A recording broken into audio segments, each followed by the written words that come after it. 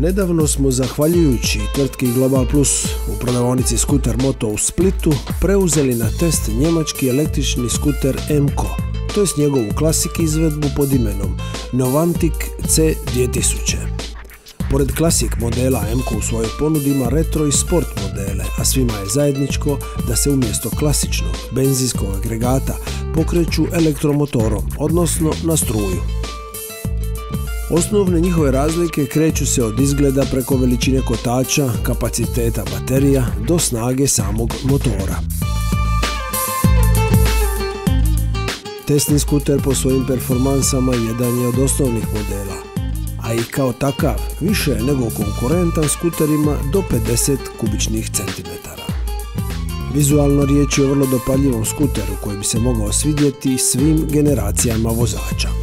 Na prvi pogled bi mogli pomisliti da je riječ o tipičnom talijanskom skuteru, što se u svakom slučaju može shvatiti kao kompliment. Velika ravna podnica, veliko udobno sjedalo i vjetrobran posebno će cijeniti ozbiljnija publika i svi oni koji traže više mjesta za nošenje predmeta ispred nogu. No vratimo se onom što je posebno važno kod ovog skutera. Za razliku od klasičnih skutera, ovaj se po gradu vozi gotovo bešumno i bez zagađivanja okoliša.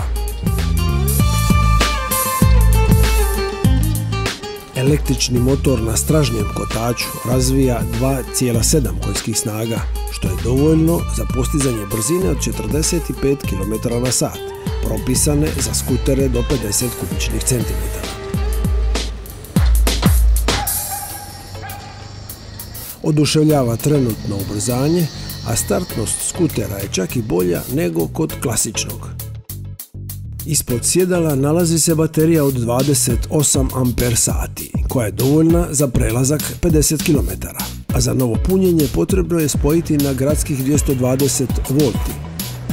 Postupak se može obaviti bilo gdje, budući da se baterija u kućištu poput aktovke jednostavno može izvaditi i ponijeti do utičnice za struju.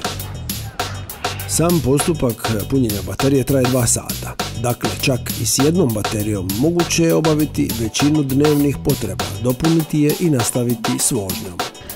Oni koji prelaze veću kilometražu mogu u prostor ispod sjedala ugraditi dodatnu bateriju istih dimenzija kojom se domet udvostručuje, dakle iznosi 100 km. Testni model opremljen je prednjom disk i stražnjom bubanj kočnicom, koje bez problema zaustavljaju ovaj skuter mase 76 kg. Postavljen na kotače od 10 inča, ovaj skuter nosivosti do 180 kg bez problema može povesti i 2 odrasle osobe. Ono što električni skuter MKO Novantic C2000 čini posebno zanimljivim je njegova cijena, koja se uz državnu subvenciju kreće ispod 15.000 kuna. Spomenimo još i da cijena punjenja baterija po prevaljenih 100 km iznosi manje od 4 kune, što bi uz održavanje trebalo donijeti godišnju uštedu od oko 2000 kuna u odnosu na klasične skutere od 50 cm3. Ovi podaci nagovještavaju dobru budućnost električnih skutera koje ćemo u narednim godinama sve više susretati i na našim cestama.